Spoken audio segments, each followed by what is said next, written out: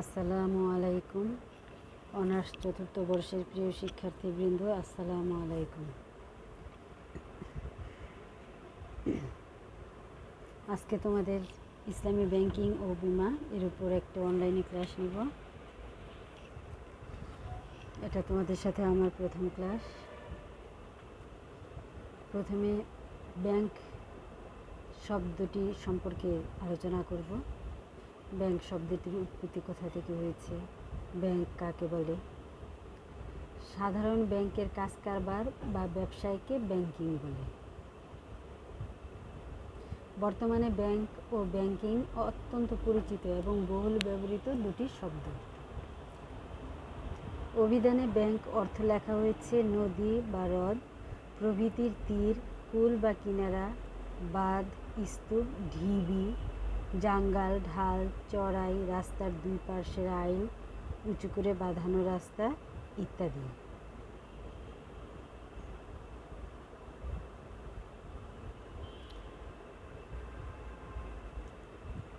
ইংরেজি অর্থসংস্থান আইন 1915 অনুযায়ী ব্যাংক একটি সংস্থা বা একজন ব্যক্তি যা প্রকৃত ব্যাংক ব্যবসায়ে লিপ্ত থাকে।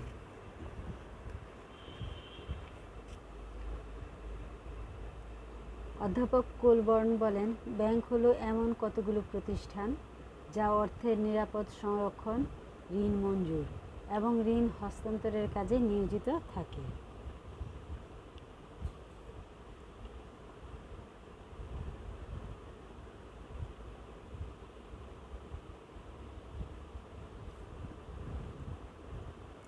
মূলত ব্যাংক হলো অর্থ ও ঋণের ব্যবসায়ী প্রতিষ্ঠান। এটি একটি সংস্থা যা নানা ধরনের আর্থিক সেবা দিয়ে থাকে। এই হলো ব্যাংকের মোটামুটি ধারণা ব্যাংক সম্পর্কে। এবার আমরা পড়ব ইসলামী ব্যাংকিং। ইসলামী ব্যাংকের সংজ্ঞা।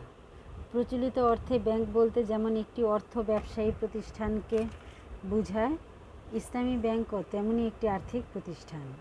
ইসলামী ব্যাংক ইসলামের নীতিমালা ও জীবন দর্শন অনুযায়ী ইসলামী ব্যাংকিং ব্যবস্থা বাস্তবায়নের লক্ষ্যে পরিচালিত আর্থিক প্রতিষ্ঠান। 1978 সালে সেনেগালে অনুষ্ঠিত ওআইসি সম্মেলনে ইসলামী ব্যাংকের একটি সর্বসম্মত সংজ্ঞা গৃহীত হয়।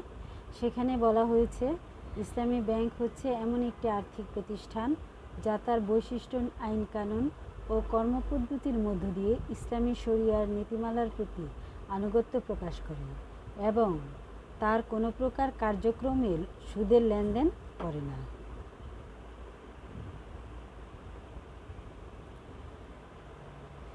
International association of Islami bank এর ভাষ্যমতে, ইসলামী ব্যাংক কার্যত একটি নতুন ব্যাংকিং ধারা যা আর্থিক ও অন্যান্য লেনদেনে ইসলামী শরিয়ার নীতিমালা সুষ্ঠুভাবে মেনে চলে।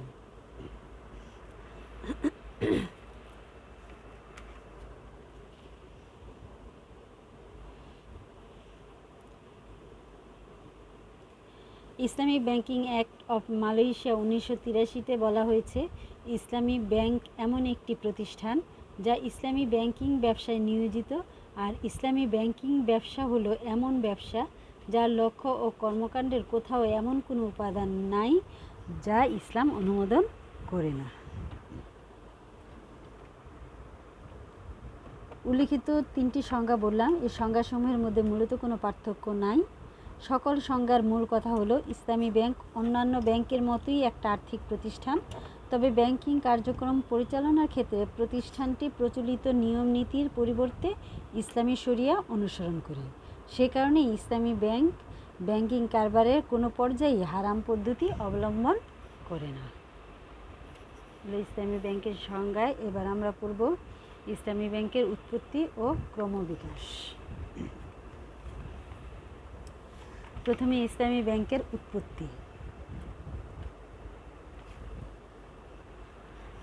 ইসলামের সর্বজনীন আর্থসামাজিক মূলনীতির আলোকে একটি ন্যায়ভিত্তিক সমাজ গড়ে তোলার তাগিদ থেকেই ইসলামী ব্যাংকিং চেতনার উন্মেষ ঘটেছে। অবশ্য প্রাতিষ্ঠানিক আধুনিক ইসলামী ব্যাংকিং ব্যবস্থা প্রতিষ্ঠার পথে ইসলামী ব্যাংকও অতিক্রম করেছে নানা স্তর, ক্রমান্বয়ে স্থিতি লাভ করেছে বর্তমান রূপে। আমানত ও বিনিয়োগের প্রাথমিক ধারা। প্রাথমিক ইসলাম আবির্ভাবের পূর্বে জীবনের অন্যান্য দিকের সাথে অর্থনৈতিক ক্ষেত্রে অনিশ্চয়তা ও অস্থিতিশীলতা বিরাজমান ছিল। ইসলামের অভ্যুদয়ের ফলে অশান্ত বিশ্বের দ্রুত নিরাপত্তা ও স্থিতিশীলতার পরিবেশ ফিরে আসে। এ পরিবেশ ব্যবসা বাণিজ্য, অর্থনৈতিক লেনদেন ও ব্যাংকিং কার্যক্রম বিকাশে বিশেষ সহায়ক হয়। এ সময় মক্কায় অর্থ আমানত ও বিনিয়োগের 3টি পদ্ধতি লক্ষ্য করা যায়।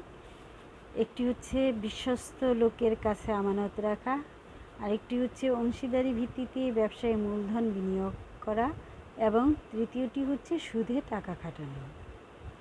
মক্কার বিশ্বস্ততম ব্যক্তি হিসেবে মহানবী সাল্লাল্লাহু আলাইহি ওয়াসাল্লাম নবুয়ত লাভের আগে থেকেই আল আমিন উপাধি হিসেবে সম্মানিত ছিলেন। অসংখ্য মুসলিম ও মুসলিম নবুয়তের আগে এবং পরে তার কাছে ধন সম্পদ জমা রেখেছিল। লোকদের ধন সম্পদ জমা রাখার পাশাপাশি মহানবী সাল্লাল্লাহু আলাইহি ওয়াসাল্লাম খাদিজা রাদিয়াল্লাহু আনহা এর সাথে মুদারাবা পদ্ধতির অংশীদারি কারবারেও নিয়োজিত ছিলেন। সুদ নিষিদ্ধকরণ। মদিনায় ইসলামী রাষ্ট্র প্রতিষ্ঠিত হওয়ার পর ইসলামের রাজনৈতিক, সামাজিক ও অর্থনৈতিক বিধিবিধানসমূহ প্রবর্তন করা হয়।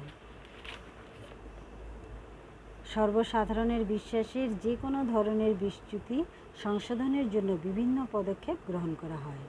বিশেষত অর্থনৈতিক ক্ষেত্রে ন্যায়নীতি ও ইনসাফ প্রতিষ্ঠা এবং শোষণ বন্ধ করার লক্ষ্যে সকল প্রকার সুদী কারবার সম্পূর্ণরূপে নিষিদ্ধ ঘোষণা করা হয়। সূরা আল ইমরানে বলা হয়েছে, যারা ঈমান এনেছ শোনো, তোমরা চক্রবৃদ্ধি হারে সুদ খেও না, আর আল্লাহকে ভয় করো, তাহলে তোমরা কল্যাণ লাভ করবে।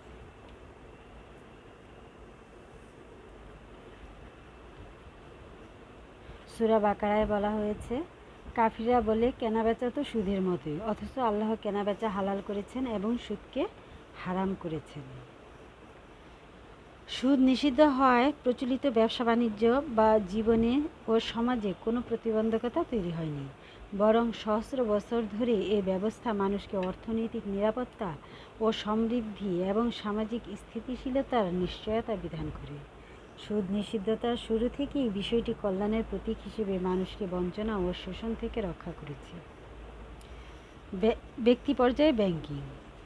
ইসলামের প্রাথমিক যুগে ব্যাংকিং লেনদেনের ক্ষেত্রে বিশিষ্ট সাহাবী হযরত জুবাইর বিন আওয়াম রাদিয়াল্লাহু আনহু এর দৃষ্টান্ত বিশেষভাবে উল্লেখ করা যায়। অত্যন্ত বুদ্ধিদীপ্ত এ প্রাজ্ঞ সাহাবী তার বিশ্বস্ততার জন্য সবার কাছে গ্রহণীয় ব্যক্তিত্ব ছিলেন। বহু লোক তার কাছে তাদের ধন সম্পদ জমা রাখত।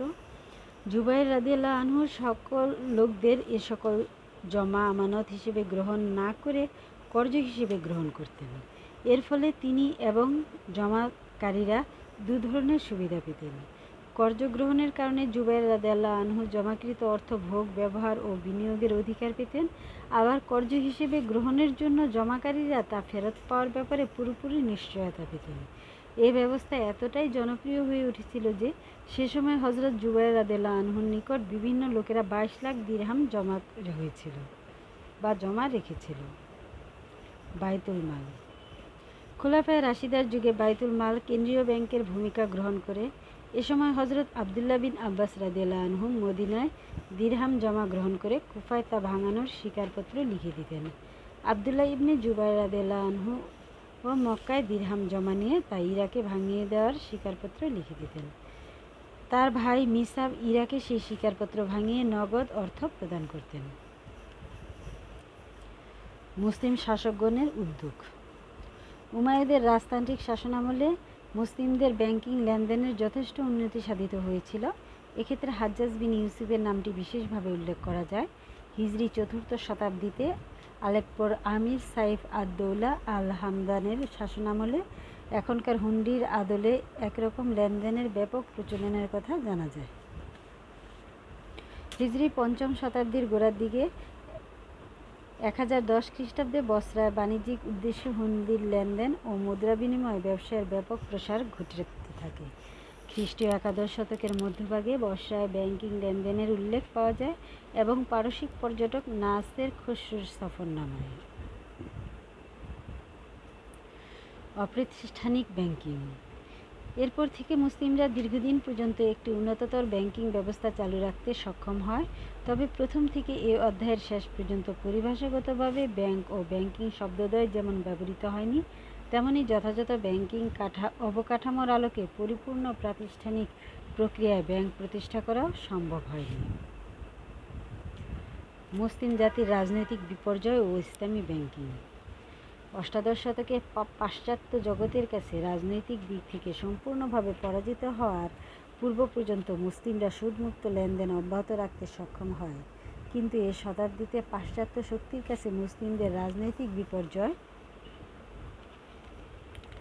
ঘটার পর অবস্থা পুরোপুরি বদলে যায়। মুসলমানদের চারপাশে এক নতুন সভ্যতার উত্থান ঘটে। এ সভ্যতার সকল উপাদান ও উপাচার তাদের নিজস্ব ইতিহাস, ঐতিহ্য, জীবনবোধ, জীবনধারা ও দর্শন এবং আদর্শিক কাঠামোর সাথে পুরোপুরি সাংঘর্ষিক।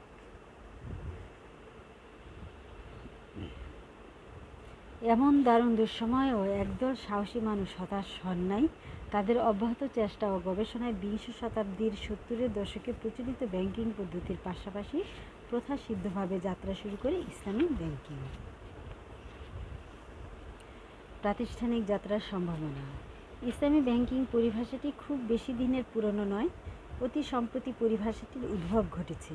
20 শতকের গোড়ার দিকেও বিশ্ব ইসলামী ব্যাংকিং পরিভাষার সাথে পরিচিত ছিল না। ইতিপূর্বে মুসলিম শাসনের সকল যুগেই মুসলমানরা প্রয়োজনীয় ক্ষেত্রে ব্যাংকিং পদ্ধতিতে লেনদেন এবং মুদ্রা বিনিময় করলেও তা ব্যাংকিং হিসেবে পরিচিত ছিল না। বিংশ শতাব্দীর 20-এর দশক থেকে পরিভাষাটি পরিচিত হতে থাকে এবং 70-এর দশকে এসে একটি স্বতন্ত্র ব্যাংকিং ধারা হিসেবে প্রতিষ্ঠিত হয়। গবেষণা ও সম্ভাবনা তৈরি। 20 শতকের 30-এর দশকে ইসলামী অর্থনীতি ও সমাজ ব্যবস্থার ক্ষেত্রে মুসলিমদের চিন্তার রাজ্যে ঝড় তোলেন ডক্টর মোহাম্মদ ইকবাল, সৈয়দ আবুল আলা মওদুদী, হাসান আল বান্নার মতো কয়েকজন বিশ্ববরেণ্য মনীষী। 40-এর দশকে এসে তাদের চিন্তা বাস্তবায়নের চেষ্টা অধিকতর সংগঠিত রূপ লাভ করে। এ সময় মুসলিম বিশ্বের বিভিন্ন দেশে উপনিবেশিক শাসনের অবসান হয়। স্বাধীন দেশে রাষ্ট্রীয় কাঠামোয় ইসলামী অর্থ ও ব্যাংক ব্যবস্থা গড়ে তোলার ব্যাপারে দাবি ও উদ্যোগ জোরদার হয়। 50-এর দশকে পাকিস্তান স্বাধীনতা লাভ করলে এ দাবি বাস্তব হওয়ার সম্ভাবনা তৈরি হয়, কেননা ইসলামী আদর্শ পূর্ণরূপে প্রতিষ্ঠার অঙ্গীকার নিয়েই পাকিস্তান স্বাধীন হয়েছিল। এমনকি 1948 সালের 1 জুলাই স্টেট ব্যাংক অব পাকিস্তানের উদ্বোধনী অনুষ্ঠানে মোহাম্মদ আলী জিন্নাহ ইসলামী আদর্শের আলোকে সুদমুক্ত ব্যাংক ব্যবস্থা গড়ে তোলার উপর গুরুত্বারোপ করেন। প্রাতিষ্ঠানিক যাত্রা। 60-এর দশকে গবেষণার ব্যাপক গতি সঞ্চারিত হয়। সুদমুক্ত ইসলামী ব্যাংকিং সচেতন মুসলিম জনতার আশা ও আকাঙ্ক্ষার কেন্দ্রবিন্দুতে পরিণত হয়।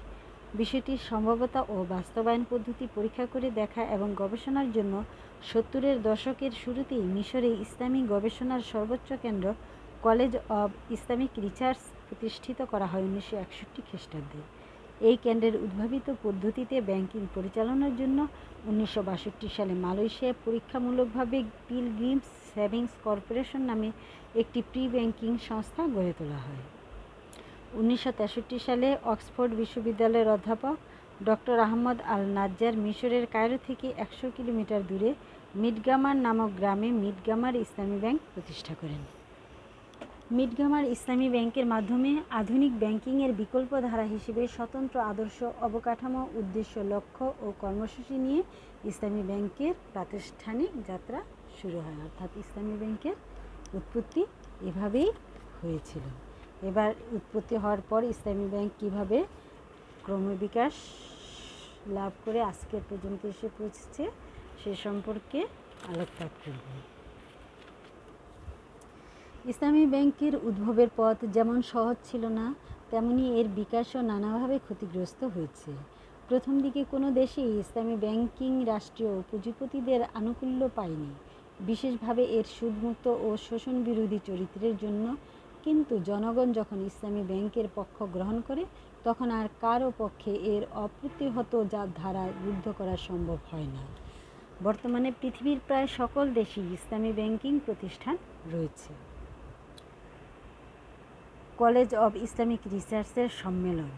মিডগামার ইসলামী ব্যাংক মিশরে ব্যাপকভাবে সমাদৃত ও প্রশংসিত হয়। বিষয়টি কলেজ অব ইসলামিক রিসার্চের গবেষকদের ব্যাপক অনুপ্রেরণার কারণ হয়। এই প্রেক্ষিতে 1964 সালের 7 মার্চ এই কলেজের প্রথম আন্তর্জাতিক সম্মেলন অনুষ্ঠিত হয়। সম্মেলনে 40টিরও বেশি মুসলিম দেশের শতাধিক নেতৃস্থানীয় মুসলিম গবেষক যোগদান করেন। তারা ব্যাংকের সুদ সম্পর্কে এবং প্রচলিত ব্যাংক ব্যবস্থার বিকল্প হিসেবে ইসলামী ব্যাংক পদ্ধতি গড়ে তোলার উপায় নিয়ে আলোচনা করে। এই সম্মেলনে সর্বসম্মতভাবে সিদ্ধান্ত ঘোষণা করা হয় যে ভোগ কিংবা উৎপাদনের যে কোনো উদ্দেশ্য বিভিন্ন ঋণের উপর ধার্যকৃত সুদ সম্পূর্ণরূপে নিষিদ্ধ ঘোষিত। রিবা বা সুদের পর্যায়ভুক্ত হবে। পরিমাণগত কম বেশির উপরে এই নিষিদ্ধতার কোনো রকম ফের হবে না। মিডগামার ব্যাংকের বিস্তৃতি ও সরকারি হস্তক্ষেপ। 1963 সালে প্রতিষ্ঠিত মিডগামার ইসলামী ব্যাংক সম্মেলন পরবর্তীকালে আরও গ্রহণযোগ্যতা পায়। 1967 সালের মধ্যে কেবল মিশরে এর 9টি শাখা প্রতিষ্ঠিত হয়। যেখান থেকে 10 লক্ষ লোক ব্যাংকিং সুবিধা গ্রহণ করতে থাকে। কিন্তু সমকালীন মিশর সরকার ইসলামী ব্যাংকিং ধারার সমর্থক না হওয়ায় 1967 সালেই মিডগামার ব্যাংকের সকল শাখা বন্ধ করে দেয়। সরকারি পর্যায়ে ইসলামী ব্যাংক প্রতিষ্ঠার উদ্যোগ। 1969 সালে মালয়েশিয়া সরকার সে দেশের পার্লামেন্টে আইন করে ইসলামী শরিয়া ভিত্তিক সঞ্চয় প্রতিষ্ঠানরূপে তাবুং হাজি প্রতিষ্ঠা করেন। সরকারি পর্যায়ে ইসলামী ব্যাংকিং প্রতিষ্ঠার এটা ছিল প্রথম উদ্যোগ। এই উদ্যোগ ইসলামী ব্যাংকিংয়ের অগ্রগতিতে একটা মাইল ফলক হিসেবে বিবেচিত হয়। ওয়াইসি প্রতিষ্ঠা ও ইসলামী ব্যাংকিংয়ের আহ্বান। 1970 খ্রিস্টাব্দে organisation of Islamic conference OIC বা ইসলামী সম্মেলন সংস্থা প্রতিষ্ঠিত হয়। বিশ্বে মুসলমানদের নিজস্ব আদর্শ ও ঐতিহ্যকে সমুন্নত করা এবং মুসলিম দেশসমূহের মাঝে আর্থসামাজিক সাহায্য সহযোগিতা ও সম্প্রীতি সৌহার্দ্য সুদৃঢ় করার লক্ষ্যে প্রতিষ্ঠিত মুসলিম উম্মাহ এ সংস্থার প্রথম পররাষ্ট্রমন্ত্রী সম্মেলন অনুষ্ঠিত হয় জেদ্দায়। এই সম্মেলন থেকেই প্রথম আন্তর্জাতিকভাবে মুসলিম দেশসমূহে ইসলামী শরিয়ার নীতিমালার আলোকে ব্যাংকিং ব্যবস্থা পুনর্গঠনের আহ্বান জানান বাদশাহ ফয়সাল বিন আব্দুল আজিজ। ইসলামী উন্নয়ন ব্যাংক প্রতিষ্ঠা। 80-র দশকে ইসলামী ব্যাংকিং সামগ্রিক অগ্রগতি ও সর্বাত্মক পূর্ণতা লাভ করে 1972 সালে নাসের সোশ্যাল ব্যাংক নামে মিশরের দ্বিতীয় পর্যায়ের ইসলামী ব্যাংকিং শুরু হয়। 1973 সালের 18 ডিসেম্বর ওআইসি অর্থমন্ত্রীদের সম্মেলনে ইসলামী ব্যাংকিং প্রবর্তনের বিষয়টি আলোচ্য সূচির অন্তর্ভুক্ত হয় এবং এই বিষয়ে একটি কমিটি গঠিত হয়। 1974 সালের মে মাসে কমিটি তার কাজ শেষ করে এবছরই জুন মাসে মুসলিম রাষ্ট্রসমূহের অর্থমন্ত্রীদের সম্মেলনে ইসলামিক ডেভেলপমেন্ট ব্যাংক আইডিবি সনদ স্বাক্ষরিত হয়। 1975 সালের অক্টোবর মাসে ইসলামিক ডেভেলপমেন্ট ব্যাংক আইডিবি বা ইসলামী উন্নয়ন ব্যাংক প্রকল্প বাস্তব রূপ লাভ করে। ওআইসির সদস্যভুক্ত সকল মুসলিম দেশ সাধারণভাবে আইডিবির সদস্য হয়। ইসলামী ব্যাংকিং প্রতিষ্ঠার ইতিহাসে আইডিবি প্রতিষ্ঠা হলো সবচেয়ে গুরুত্বপূর্ণ ঘটনা বা ইসলামী ব্যাংকিং এর আন্তর্জাতিকীকরণ সহজসাধ্য করে তোলে। দেশে দেশে ইসলামী ব্যাংকিং। আইডিবি প্রতিষ্ঠার পর বিভিন্ন দেশের সরকারি ও বেসরকারি মহলে ইসলামী ব্যাংকিং প্রতিষ্ঠার ব্যাপারে ব্যাপক উৎসাহ উদ্দীপনা তৈরি হয়। 80-র দশক শেষ হওয়ার আগেই 20টির বেশি ইসলামী ব্যাংক পৃথিবীর বিভিন্ন দেশে কাজ শুরু করে। আইডিবি প্রতিষ্ঠার বছরই 1975 সালে সংযুক্ত আরব আমিরাতে দুবাই ইসলামী ব্যাংক নামে একটি বাণিজ্যিক ব্যাংকের জন্ম হয়। 1977 সালে কুয়েত ফাইন্যান্স হাউস, ফয়সাল ইসলামী ব্যাংক, সুদান ফয়সাল ইসলামী ব্যাংক, ইজিপ্ট ও ইসলামী ইনভেস্টমেন্ট কোম্পানি লিমিটেড, শারজা নামে 4টি ব্যাংকিং ও আর্থিক প্রতিষ্ঠান আত্মপ্রকাশ করে। এবছরই প্রতিষ্ঠিত হয় international association of Islami bank IAIB। Islami bank প্রতিষ্ঠায় টেকনিক্যাল সাহায্য দেওয়াই এই প্রতিষ্ঠানের মূল লক্ষ্য সাব্যস্ত হয়। সর্বজন গ্রাহ্য সংজ্ঞা নির্ধারণ। 1978 সালের এপ্রিল মাসে সেনেগালের রাজধানী ডাকারে অনুষ্ঠিত হয় ওআইসি পররাষ্ট্রমন্ত্রী সম্মেলন। সম্মেলনে ইসলামী ব্যাংকের একটি সর্বসম্মত ব্যাখ্যা অনুমোদন করা হয়। এবছর বার্লিনের 2টি ইসলামী ব্যাংক প্রতিষ্ঠিত হয়। যাত্রা শুরু করে ইসলামী bank for finance and investment এবং ইসলামী banking system international holding SA Luxembourg. ইসলামী ব্যাংক সম্মেলন। 1979 সালে ইসলামী bank of Bahrain, Islamic investment company of Bahamas এবং ইসলামিক ইনভেস্টমেন্ট কোম্পানি সুইজারল্যান্ড প্রতিষ্ঠিত হয়। গোটা ব্যাংক ব্যবস্থা ইসলামীকরণের পদক্ষেপ গ্রহণ করে ইসলামী বিপ্লবোত্তর ইরান। এ পদক্ষেপ সফল করার জন্য তারা ইসলামী ব্যাংকিং সিস্টেম নামে স্বতন্ত্র একটি প্রতিষ্ঠান গড়ে তোলে। এ বছরই পাকিস্তান সমগ্র ব্যাংক ব্যবস্থায় ইসলামীকরণের বাস্তব পদক্ষেপ গ্রহণ করে। এ সালের মে মাসে দুবাই ইসলামী ব্যাংকের সদর কার্যালয়ে ইসলামী ব্যাংকিং বিষয়ক সম্মেলন অনুষ্ঠিত হয়। 1980 সালের মে মাসে ইসলামাবাদে অনুষ্ঠিত হয় ওআইসি পররাষ্ট্রমন্ত্রীদের সম্মেলন। এ সম্মেলনে ইসলামী ব্যাংকিংয়ের অগ্রগতিতে সন্তুষ্টি প্রকাশের পাশাপাশি এ ধারাকে আরও সমৃদ্ধ ও গ্রহণযোগ্য করে অধিকতর বিস্তৃতভাবে আন্তর্জাতিক পরিমণ্ডলে ছড়িয়ে দেওয়ার আহ্বান জানানো হয়। সরকারি ও বেসরকারি উদ্যোগ। 90-এর দশকে ইসলামী ব্যাংকিং আন্দোলনের সফল উত্তরণের দশক। এ দশক সরকারি ও বেসরকারি পর্যায়ে জাতীয় ও আন্তর্জাতিক ফোরামে ইসলামী ব্যাংকিং প্রতিষ্ঠার ব্যাপক জোরদার প্রচেষ্টা চলতে থাকে।